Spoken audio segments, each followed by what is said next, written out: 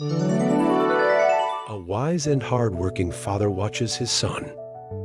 His son just plays and kills time every day. One day, the father called his son over and handed him a plain old fountain pen. The father said, "Son, how much do you think this pen is worth?" $1, the son said. The father nodded and said, "Okay. I want you to sell it for $2. Can you do it?" The son said hesitantly, "Okay, I'll give it a try." The son went to a nearby market. After a while, he finally sold the pen for $2. And he ran home excitedly. "Father,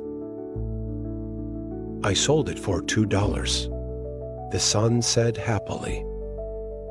"Well done, son. Now there is another mission," the father said. The father handed his son the same old pen again. The father said, "Son, this time I want you to sell it for $10. The son said in shock, $10? Such a pen? Think about it carefully and use your brain." "I believe you, Father," said with a smile. The son began to think. He decided to package the pen in a nice box and add a small card with an inspirational quote. He went to a cafe and showed the gift pen to customers. Soon, someone liked the gift and bought it for $10. The son returned to his father excitedly. "Father, I did it. I sold it for $10. The father said, "Well done. But now there is one last challenge."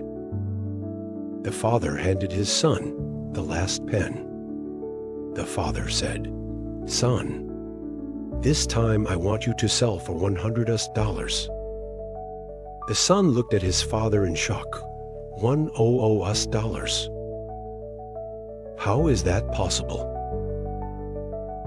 The father said, "Don't worry. Think carefully and find a way." The son learned that a famous writer came to town to hold a book signing. The son rushed to the scene and successfully got the writer to sign the pen.